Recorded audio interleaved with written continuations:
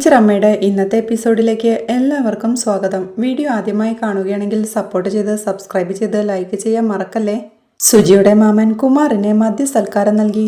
സുജിയുടെ വിവാഹകാര്യം അറിയിച്ച് എരികേറ്റുകയാണ് മോഹൻ. ശിവരാമന്റെ മോനുമായിട്ട് വക്കീലിന്റെ കെട്ടു നടന്ന പിന്നെ നമ്മൾ 3 പേരും ആരാ, ബന്ധുക്കളാടോ എന്ന് മോഹൻ പറയുമ്പോ അതാണ് ബന്ധം അല്ലേ എന്ന് പോറ്റിയും അതാണ് ബന്ധം. പക്ഷേ ഒരു പ്രശ്നമുണ്ടോ, ഈ കെട്ടിന്റെ കാര്യേ നമ്മുടെ അളിയന്റെ അടുത്ത് ആരും പറഞ്ഞിട്ടില്ല. സ്വന്തം മാമന് മറന്നാണോ ഇങ്ങനൊരു ആലോചന കൊണ്ടുവരിക? പാവം തകർന്നു പോയിന്ന് മോഹൻ പറയേ. ഞാനേ എടുത്തോണ്ട് നടന്ന കൊച്ച, എല്ലാരും അതങ്ങ് മറന്നുപോയി. അവള് കുഞ്ഞായിരുന്നപ്പോഴേ എന്റെ ഈ മുണ്ടില് എന്തുമാത്രം മൂത്രമൊഴിച്ചെന്നോ. അവൾ ആദ്യമായിട്ട് മാമാന്ന് വിളിച്ചത് എന്നെയാ. എനിക്കിത് സഹിക്കാൻ പറ്റൂല എന്ന് സങ്കടത്തോടെ പറഞ്ഞ് കരയാൻ തുടങ്ങുകയാ കുമാർ. കരയല്ലേ അളിയ കരയല്ലേ, എന്തോന്നാ ഇത് കൊച്ചു പിള്ളേരെ പോലെ ഇടെന്ന് പറഞ്ഞ് മോഹൻ ആശ്വസിപ്പിക്കെ. എന്റെ പെങ്ങൾ മരിച്ചപ്പോഴേ ഞാനുമായിട്ടുള്ള ബന്ധം പോയോ? എന്തായാലും ഞാനിത് ചോദിച്ചിട്ട് തന്നെ കാര്യം എന്ന് പറഞ്ഞ കുമാർ ഒരു പെഗ് കൂടി അടിക്കെ. ചോദിക്കണം, ശുദ്ധ മര്യാദ കെടലെ കാണിച്ചതെന്ന് പോറ്റിയും. കുമാർ അപ്പോഴേക്കും ആടിക്കുഴഞ്ഞ് എഴുന്നേറ്റ് ഞാൻ മല പോലെ പോയി നിന്ന് അവരോട് ചോദിക്കട്ടെ ചെയ്തത് ശരിയാണോന്ന് എന്ന് പറയുമ്പോഴേക്കും കുഴഞ്ഞ് താഴോട്ട് വീഴുകയാ.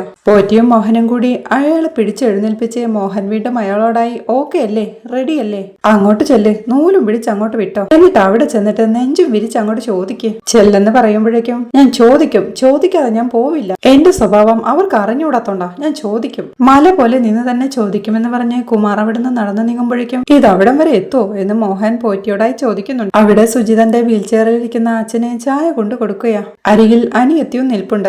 അപ്പോഴാണ് മദ്യപിച്ച് ലക്കുകെട്ട് കുമാർ അങ്ങോട്ട് ചെല്ലുന്നത്. മാമനെ കണ്ട് പേടിച്ചു നിൽക്കുന്ന അനിയത്തിയെ സുജി ആശ്വസിപ്പിക്കുമ്പോഴേക്കും മാമനും അങ്ങോട്ട് ചെന്ന് കുമാരി ചേച്ചിയെ പോയുള്ളൂ, കുമാറെ ഇപ്പോഴും ജീവനോടെ തന്നെയുണ്ട്. അളിയ ഞാൻ എന്താ ചത്തെന്ന് വിചാരിച്ചോ? അളിയൻ വീൽ ചെയറിൽ ഒതുങ്ങിയിട്ടും ഇളയതൊന്ന് പേടിച്ച് കാശിന് കൊള്ളാതായിട്ടും അഹങ്കാരത്തിന് ഇപ്പോഴും ഒരു കുറവുമില്ലെന്ന് ദേഷ്യത്തോടെ പറയേ സുജിയും.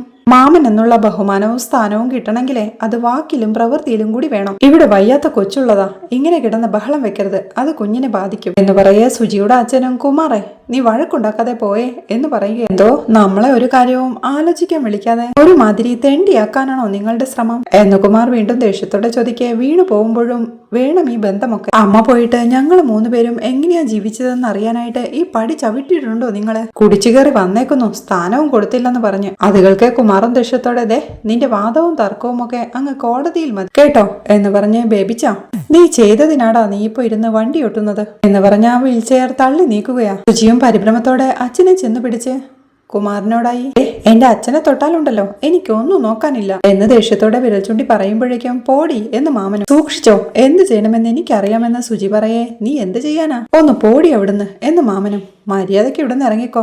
വയ്യാത്ത പെൺകുട്ടിയെയും കിടപ്പ് രോഗിയെയും ആക്രമിക്കാൻ ശ്രമിച്ചാലുള്ള ശിക്ഷ എന്താണെന്ന് തനിക്ക് അറിയാത്തോണ്ടാ താൻ അകത്ത് തന്നെ കിടക്കുമെന്ന് സുജിയും താക്കീതോടെ പറയുകയാ. അതുകൾക്ക് കുമാരൻ ചിരിയോടെ 2-3 കൊലപാതകം നടത്തിയവരെ ഇവിടെ പരോളിൽ ഇറങ്ങി സുഖമായിട്ട് നടക്കുന്നു. അപ്പോഴും അവളുടെ ഒരു ഭീഷണി, പോടി അവിടുന്ന് എന്ന് പറയേ. എന്നാ താൻ ഇവിടെ തന്നെ നിൽക്ക്, ഞാൻ സ്റ്റേഷനിൽ അറിയിക്കാം എന്ന് പറഞ്ഞ് സുജി പോവാൻ തുടങ്ങുമ്പോഴേക്കും നില്ല് എന്തായാലും ആ കെട്ട് നടക്കുന്നത് എനിക്കൊന്ന് കാണണം, നീ സൂക്ഷിച്ചോ, അവളുടെ ഒരു പോലീസ് ഫോട്ടോ ഭവിച്ചോ, ഞാൻ പോയിട്ട് വരികയും ചെയ്യും എന്ന് വെല്ലുവിളിച്ച് കുമാർ ഇറങ്ങി പോവുകയാ. സുജിയും അച്ഛനോടായി അച്ഛാ കുഴപ്പമൊന്നുമില്ലല്ലോ എന്ന് ചോദിക്കേ. ഇല്ല മോളെ എന്ന് അച്ഛനും. ആ സമയം അത്രയും പേടിച്ച് വിറച്ച് നിൽക്കുകയായിരുന്ന അനിയത്തിയെയും സുജി ആശ്വസിപ്പിക്കുന്നുണ്ട്. കുമാർ മുറ്റത്തേക്ക് ഇറങ്ങുമ്പോഴേക്കും മോഹന്റെ കോൾ വരികയാ. ഹലോ, ഞാൻ നല്ല പോലെ കൊടുത്തിട്ടുണ്ട്, അപ്പോഴേ നേരിട്ട് കാണുമ്പോ പറയാം എന്ന് പറഞ്ഞ് കോൾ കട്ട് ചെയ്ത് അയാളും അവിടുന്ന് നടന്നു നീങ്ങുകയാണ്. സുജിയുടെ അച്ഛനും സുജിയോടായി സങ്കടത്തോടെ പറയുന്നുണ്ട്, ഇവനൊക്കെ സഹായിച്ചില്ലേലും ദ്രോഹിക്കാതിരുന്നുടേന്ന്, ഇനി വന്നാൽ ഞാൻ കേസ് കൊടുക്കും, അച്ഛൻ സമാധാനമായിട്ടിരിക്കുന്ന സുജിയും. ഇതൊക്കെ കണ്ട് എങ്ങനെ സമാധാനമായിട്ടിരിക്കും മക്കളെ എന്നച്ഛൻ ചോദിക്കുമ്പോഴേക്കും പേടിച്ച് വിറച്ചിരിക്കുന്ന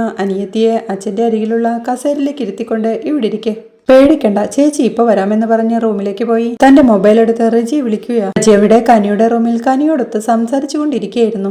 കോൾ എടുക്കുന്ന അവനും എന്താ വക്കീലെ ശബ്ദം വല്ലാതിരിക്കുന്നേ എന്ന് ചോദിക്കെ. ഇവിടെ ഒരു വിഷയമുണ്ടായി എന്ന് സുജി. എന്തു പറ്റിയെന്ന് റെജി ചോദിക്കെ. മാമൻ കുടിച്ച് അലമ്പായി വന്ന് വീട്ടിൽ വലിയ സംസാരമായി എന്ന് പറയേ. എന്താ കാര്യം എന്താ എന്ന് റെജി.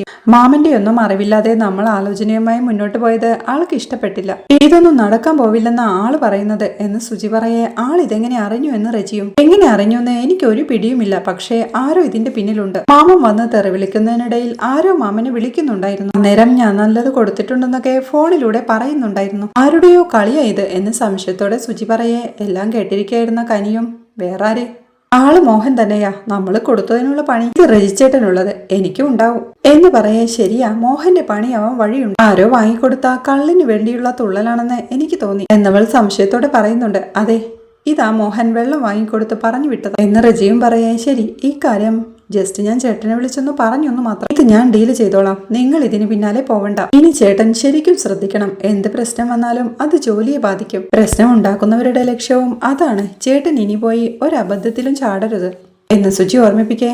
ഇല്ല, ശ്രദ്ധിക്കാമെന്ന് റജിയും. ചേട്ടൻ ഒരിടത്തും പോയി പ്രശ്നമുണ്ടാക്കില്ലെന്ന് എനിക്ക് പ്രോമിസ് ചെയ്യേ എന്നവൾ പറയേ. ആ പ്രോമിസ് എന്ന് റജി. അത് കേൾക്ക് സന്തോഷത്തോടെ ശരി ഏട്ടാ, ഞാൻ വിളിക്കാമെന്ന് പറഞ്ഞ് സുജി വെക്കാൻ തുടങ്ങുമ്പോഴേക്കും എന്തുണ്ടായാലും പറയണം കേട്ടോ വക്കീലെ എന്ന് റജിയും ഓർമ്മിപ്പിക്കുകയാണ്. അത് സമ്മതിച്ച് സുജി കോൾ വെക്കുമ്പോഴേക്കും കോൾ വെച്ചു കഴിഞ്ഞ റജിയും കനിയോടായി പറയുന്നുണ്ട്, എന്റെ ജോലിയെ ബാധിക്കുമെന്നല്ലേ വക്കീൽ പറയുന്നത്, അപ്പോൾ നമ്മൾ എന്ത് ചെയ്യുമെന്ന്. അത് കേൾക്കെ കനിയും റജിച്ചേട്ടന്റെ കൈ നനയാതെ സംഗതി കൈകാര്യം ചെയ്യാൻ ഒരു വഴിയുണ്ട്, അതിന് ചെറിയമ്മ കൂടി വിചാരിക്കണമെന്ന് പറഞ്ഞ് റജിയെയും കൂട്ടിക്കൊണ്ട് ചെറിയമ്മയുടെ അരികിലേക്ക് പോവുകയാ കനി. അവിടെ ലിവിംഗ് റൂമിൽ ഇരിക്കുകയായിരുന്നു ടീച്ചറമ്മ. അരികത്തായി ഒരു കസേരയിൽ ടെൻഷനോടെ വീണയും ഇരിപ്പുണ്ട്. കനി അങ്ങോട്ട് ചെന്ന്, ചെറിയമ്മ, നമ്മുടെ വക്കീലിന്റെ വീട്ടിൽ പ്രശ്നമാ എന്ന് പറയേ. എന്തു പറ്റിയെന്ന് അമ്പരപ്പോടെ ചെറിയമ്മയും. രജിച്ചേട്ടനുമായുള്ള കല്യാണം നടക്കില്ലെന്ന് പറഞ്ഞ് വക്കീലിന്റെ മാമൻ കുടിച്ചിട്ട് ചെന്ന് പ്രശ്നമുണ്ടാക്കി എന്നവൾ പറയേ. ആ കുടുംബം ഇത്രമാത്രം കഷ്ടത്തിൽ കിടന്നപ്പോ ഈ മാമൻ എവിടെയായിരുന്നു എന്ന് ചെറിയമ്മയും ചോദിക്കുക. ഇതൊന്നുമല്ല സംഗതി, ഓസിന് കിട്ടിയതിന്റെ നന്ദി പ്രകടനമെന്ന് കനി പറയേ. അതെന്തുവാടി എന്ന് ചെറിയമ്മയും. ആ മോഹന്റെ കളിയാണപ്പാ എന്ന് റജി പറയേ. അയാൾ എന്തിനാ സുജിയുടെ കാര്യത്തിൽ ഇടപെടുന്നേ എന്ന് ചെറിയമ്മ ചോദിക്കേ. അതിന് ചെറിയൊരു കാരണമുണ്ട് ചെറിയമ്മ എന്ന് കനിയും. അന്ന് അങ്ങേരെ ചെറിയമ്മേനെ വിളിച്ചു വിരട്ടിയില്ലേ, അത് ഞങ്ങൾക്ക് അങ്ങ് ഇഷ്ടപ്പെട്ടില്ല. ആനിഷ്ടം ഞാനും രജിച്ചേട്ടനും കൂടി അങ്ങേരുടെ ദേഹത്തങ്ങ് തീർത്തു എന്ന് കനി പറയുന്നത് കേൾക്കെ പരിഭ്രമത്തോടെ, എന്ത് പണിയാ പിള്ളേരെ ഈ കാണിച്ചത്, ഇതൊക്കെ കളിത്തമാശയാ എന്ന് ചെറിയമ്മയും ചോദിക്കുക. അങ്ങേര് കാണിച്ചത് കളിത്തമാശയൊന്നുമല്ലല്ലോ. കാര്യമറിഞ്ഞപ്പോ രജിച്ചേട്ടന്റെ പോലീസ് രക്തം തിളച്ചു, പിന്നൊന്നും നോക്കിയില്ല എന്ന് കനി പറയെ. ചെറിയമ്മയും ദേഷ്യത്തോടെ റജിയോടായി, ഡാ ജോലിയിലൊക്കെ കയറി യൂണിഫോം ഇട്ടിട്ട് തിളപ്പിച്ചാ പോരെ എന്ന് ദേഷ്യത്തോടെ വഴക്കു പറയുക. കനിയും ചെറിയമ്മ, അയാൾ ചെറിയമ്മേനെ ഒന്ന് വരട്ടി, ഞങ്ങൾ അയാളെ ഒന്ന് നന്നായിട്ട് വരട്ടി, അപ്പൊ ഒന്നേ ഉള്ളൂ, സംഗതി ടൈ ആയിരുന്നു. ഇതിപ്പം വക്കീലിന്റെ മാമനെ ഇറക്കി അയാൾ സ്കോർ ചെയ്തു, ഇപ്പൊ സംഗതി 2-1 ടൈ എങ്ങനെയെങ്കിലും പിടിച്ചേ പറ്റൂ ചെറിയമ്മ എന്ന് കനി പറയേ. ഇതെന്താ കളിയാ എന്ന് ചെറിയമ്മ വീണ്ടും ചോദിക്കുക. ഗുസ്തിയൊക്കെ കളിയല്ലേ, അപ്പൊ ഇതും കളി തന്നെ എന്ന് കനിയും. ദേ ഇത് വലിയ കുഴപ്പത്തിലാവേ എന്ന് ചെറിയമ്മ ഓർമ്മിപ്പിക്കേ. ചെറിയമ്മ വിചാരിച്ചാലേ ഈ കളി മുന്നോട്ട് പോവും. ഈന ടീച്ചറിന്റെ അച്ഛൻ പീറ്ററിനെ ഒതുക്കാൻ ചെറിയമ്മയുടെ പെൺപട ഇറങ്ങിയത് ഓർമ്മയുണ്ടോ? ഒറ്റയ്ക്കായിപ്പോയ പെണ്ണുങ്ങളെ തൊട്ടാലേ നമ്മൾ ഇറങ്ങണ്ടേ ചെറിയമ്മ എന്നവൾ ചോദിക്കേ. അത് നമ്മൾ ഇറങ്ങിയിരിക്കും എന്ന് ചെറിയമ്മയും. കനി വീണയോടായി, ഇടി നീ മിണ്ടാതിരുന്ന പറ്റത്തില്ല, നീയും പടയിലുണ്ട്, റെഡി ആയിക്കോ എന്ന് പറഞ്ഞ് ചെറിയമ്മയോടായി. അന്ന് ചെറിയമ്മ പീറ്ററിനെ കോളറിൽ പൊക്കിയെടുത്തത് എന്തൊരു മാസമായിരുന്നു. ഇപ്പൊ ആലോചിച്ചാലും എനിക്ക് രോമാഞ്ചം വരും, വിസിലടിക്കാൻ തോന്നുന്നു എന്നവൾ ആവശ്യത്തോടെ പറയുന്നത് കേൾക്കെ ടീച്ചറമ്മയും സന്തോഷത്തോടെ ചിരിക്കുകയാ. പിന്നീട് രാത്രിയാവുമ്പോ ടീച്ചറമ്മയും റജിയും കനിയും വീണയും കൂടി സുജിയുടെ വീട്ടിലേക്ക് എത്തുകയാ. അവർ സിറ്റൗട്ടിലേക്ക് കയറുമ്പോഴേക്കും അങ്ങോട്ടെത്തിയ സുജിയോടായി ടീച്ചറമ്മ പറയുന്നുണ്ട്, മോളെ സുജി, നിന്റെ മാമനായാലും ആരായാലും കുടിച്ച് വീട്ടിൽ കയറി വന്ന് അതിക്രമം കാണിക്കാൻ പാടില്ല. അതുകൾക്ക് സുജിയും വിജി ശരിക്കും പേടിച്ചു പോയി. അച്ഛന്റെ വീൽ ചെയറിൽ പിടിച്ച് അയാൾ തള്ളി. ഭാഗ്യത്തിനാ അച്ഛൻ നിലത്ത് വീഴഞ്ഞത്. ഒടുവിൽ ഞാൻ പോലീസിനെ വിളിക്കുമെന്ന് പറഞ്ഞപ്പോഴാ അയാൾ ഒന്ന് പോയത് എന്നവൾ പറയേ. ഇവന്മാരൊക്കെ ഇനി വരും നമ്മളെ ശല്യപ്പെടുത്താൻ. ആരോരും ഇല്ലാത്ത പെൺകുട്ടികളെ മദ്യപിച്ച് ശല്യം ചെയ്യാൻ വന്നാൽ രാത്രിക്ക് രാത്രി തന്നെ അവർക്കുള്ള ചിട്ടി അവർക്ക് കിട്ടുന്ന ഒരു പരിപാടിയുണ്ട്. പണ്ടൊന്നിറങ്ങിയതാ, ഇതിപ്പോ വീണ്ടും ഇറങ്ങി. അപ്പോ മദ്യത്തിന്റെ ഉശിരിൽ ആളാവാൻ വന്ന ആ മാമനെ ഒന്ന് വിളിക്കുമോളെ, അവന്റെ ചിട്ടി വീണ തുക ഇപ്പൊ തന്നെ കൊടുത്തേക്കാം വിളിക്കുന്ന ടീച്ചറമ്മ പറയുമ്പോഴേക്കും സുജിതന്റെ മൊബൈലിൽ വിളിച്ച് മാമനോട് അങ്ങോട്ട് വരാൻ പറയുകയാ. കോൾ കഴിഞ്ഞ് വീണ്ടും അവൾ എത്തുമ്പോഴേക്കും എന്തായെന്ന് ടീച്ചറമ്മ ചോദിക്കേ. മാമൻ വരും, ചെടിച്ചട്ടിയിൽ ആരോ ഒരു ഫുൾ ബോട്ടിൽ ഒളിപ്പിച്ചു വെച്ചിട്ടുണ്ടെന്ന് പറഞ്ഞു, ആള് വന്ന് എടുത്തു തരാമെന്ന് പറഞ്ഞെന്ന് സുജി പറയെ. പേടിക്കണ്ട, ഇപ്പൊ ആളെത്തും പറന്ന് എന്ന് ചിരിയോടെ കനി. ശരിക്കും ആരോ ഇതിന് പിന്നിൽ കളിക്കുന്നുണ്ട്, ആൾ ആരോടോ കാര്യങ്ങൾ വിളിച്ച് പറയുന്നുണ്ടായിരുന്നു എന്ന് സുജി പറയെ. നമുക്ക് ആ കാര്യത്തിൽ ഏകദേശ രൂപമുണ്ട് അല്ലേ റജിച്ചേട്ടാ എന്ന് കനി ചോദിക്കേ. അതെ, ആള് വരട്ടെ, നമുക്ക് നേരിട്ടറിയാമെന്ന് റജിയും. ടീച്ചറമ്മയും സുജിയോടായി, സുജി, ഈ ഓപ്പറേഷനിൽ റജി വെറും കാണിയാ, വെറുതെ പൊല്ലാപ്പാക്കണ്ടെന്ന് വെച്ചിട്ടാ, നമുക്കാവുമ്പോ സ്ത്രീ സംരക്ഷണവും ഉണ്ട് എന്ന് പറയേ. ടെൻഷനോടെ നിൽക്കുന്ന വീണയോടായി, എടി നീ എന്താ മിണ്ടാതെ നിൽക്കുന്നത്, ചാടി ചാടി നിൽക്ക് എന്ന് കനി പറയേ. ചാടി ചാടി എങ്ങനെ നിൽക്കും എന്ന് വീണയും ചോദിക്കുകയാ. അതുകൾക്ക് ടീച്ചറമ്മയും, ദേ അയാൾ വരും മുമ്പേ നിങ്ങൾ തമ്മിൽ അടിയാവല്ലേ എന്നവരെ ഓർമ്മിപ്പിച്ച് സുജിയോട് അകത്ത് കയറി വാതിലടയ്ക്കാനായി പറയുമ്പോഴേക്കും അവൾ ചെന്ന് ഡോർ അടയ്ക്കുകയാ. അപ്പോഴേക്കും ചെടിച്ചട്ടിയിലെ കുപ്പിയും തിരഞ്ഞ് മാമൻ അങ്ങോട്ട് വരുന്നുണ്ട്. ഇതെവിടെ കൊണ്ടുവച്ചിരിക്കുന്നു എന്ന് പറഞ്ഞ് മാമൻ ഓരോ ചെടിച്ചട്ടിയും തിരയുമ്പോഴേക്കും കനിയും ടീച്ചറമ്മയും വീണയും കൂടി മാമന്റെ തലയിൽ മുണ്ടിട്ട് മൂടി പൊതിരെ ഇടിക്കാൻ തുടങ്ങുകയാ. റജിയും അത് നോക്കി നിൽക്കുമ്പോഴേക്കും കനിയും സിറ്റൗട്ടിലേക്ക് വന്ന് ആ കാഴ്ചയെ നോക്കി നിൽപ്പാം. അയ്യോ, ഞാൻ കള്ളനല്ല, നിങ്ങൾ കാളു മാറിയതായിരിക്കും എന്ന് കുമാർ വിളിച്ചു പറയുമ്പോഴേക്കും ടീച്ചറമ്മയും അയാളുടെ തലയിൽ നിന്നും ആ തുണി വലിച്ചെടുത്ത് ഞങ്ങൾ കാളു മാറിയതൊന്നുമല്ല. പെൺപിള്ളേരുടെ വീട്ടിലെ മദ്യപിച്ച് അധികം ഷോ കാണിക്കാൻ വന്നാലുണ്ടല്ലോ ഞങ്ങള് ചിട്ടി കൊടുക്കും പെൺപട ഒരുമ എന്ന് ടീച്ചറമ്മ പറയുമ്പോഴേക്കും അതിന് ഇത്രയ്ക്കൊക്കെ ഇടിക്കണോ, എന്റെ കിഡ്നി തകർന്നു എന്ന് കുമാറും നിലവിളിക്കുകയാ. കൂടി ചല്ലലും മൊത്തം തകർന്നിരിക്കുവല്ലേ എന്ന് ടീച്ചറമ്മ ചോദിക്കേ. എന്ന് കുമാറും. കനിയും ചേട്ടനൊരു ഫുൾ ബോട്ടിൽ കൊതിച്ച് ഓടി വന്നതല്ലേ, അല്ലാത്തൊരു പണിയായി പോയല്ലേ ചേട്ടാ എന്ന് ചോദിക്കേ. അതെ എന്ന് കുമാറും. അപ്പോഴേക്കും ടീച്ചറമ്മയും ഇനി നിനക്ക് കള്ളു വാങ്ങി തന്നെ ഇങ്ങോട്ട് പറഞ്ഞു വിട്ട ആളെ വിളിക്കേ എന്ന് പറയേ. അതാരാ പെങ്ങളെ എന്ന് കുമാറും. അയ്യോ എന്ന് പരിഹസിച്ച് വീണ്ടും തലയിൽ മുണ്ടിടാനായി ശ്രമിക്കുമ്പോഴേക്കും കുമാർ തടയുക. എന്നാ പറ, ആരാന്ന് പറ എന്ന് ടീച്ചറമ്മ ചോദിക്കേ.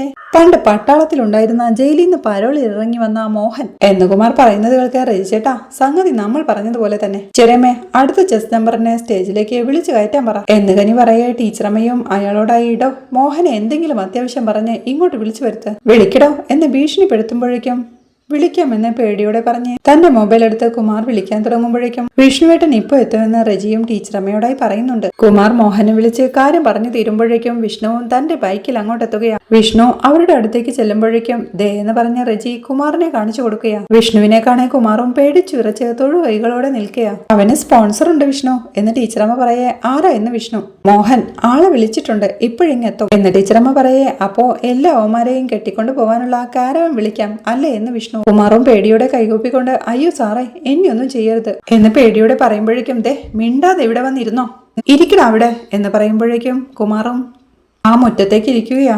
വിഷ്ണു അപ്പോഴേക്കും പത്മനാഭനെ വിളിച്ച് പത്മനാഭ ഞാൻ ലൊക്കേഷൻ വിടാം, അടുത്തുള്ള ടീംസിനെ ഇങ്ങോട്ട് വിട് എന്ന് പറഞ്ഞ് കോൾ വയ്ക്കുകയാ. അപ്പോഴാണ് സുജിയുടെ വീടിന് മുന്നിലെ തൊടിയിലൂടെ പാത്തും പതുങ്ങിയും മോഹനും പോറ്റിയും അങ്ങോട്ടെത്തുന്നത്. അവിടെ നിൽക്കുന്ന ടീച്ചറമ്മയെയും കൂട്ടരെയും കാണേ മോഹൻ പോറ്റിയോടായി ഇടോ ഇത് ചതിയാണ്, അവനെ കൊണ്ട് വിളിപ്പിച്ച് നമ്മളെ ഇടിക്കാനാ അവരുടെ പ്ലാൻ. ആ പൊട്ടൻ ചെന്ന് കേറിയും കൊടുത്തു, അവളുടെ മരുമോൻ ആ പോലീസുമുണ്ട് ഒപ്പം എന്ന് മോഹൻ പറയേ. നമുക്ക് ഇവിടുന്ന് കടക്കാം മോഹന, അല്ലെങ്കിൽ പണി പാളും, അവരുടെ കണ്ണിപ്പെട്ടാ തീർന്നു വാ എന്ന് പേടിയോടെ വിളിക്കുകയാണ്. അതുകൾക്ക് മോഹനും പോറ്റിയും കൂടി അവിടെ നിന്ന് നടന്നു നീങ്ങുമ്പോഴേക്കും മോഹൻ ചുമയ്ക്കുന്നത് കേൾക്കെ എന്തോ ഒരു ഒച്ച കേട്ടില്ലേ എന്ന് വിഷ്ണു ചോദിക്കുന്നുണ്ട്. കേട്ടു എന്ന് ടീച്ചറമ്മ പറയുമ്പോഴേക്കും അവരും ആ തൊടിയിലേക്ക് സംശയത്തോടെ നോക്കുന്നുണ്ടെങ്കിലും അവിടെ എങ്ങും ആരെയും കാണാനില്ലായിരുന്നു. പിന്നീട് രാവിലെ ആവുമ്പോൾ മാധവത്തിന്റെ ലിവിംഗ് റൂമിലിരുന്ന് ചായ കുടിക്കായിരുന്ന കനിയുടെ മൊബൈലിലേക്ക് അമ്മയുടെ കോൾ വരുന്നുണ്ട്. അവൾ കോൾ എടുക്കുമ്പോഴേക്കും ഹലോ കനിക, മുझे तुमसे बात करने है എന്ന് അമ്മ ഹിന്ദിയിൽ പറയുക.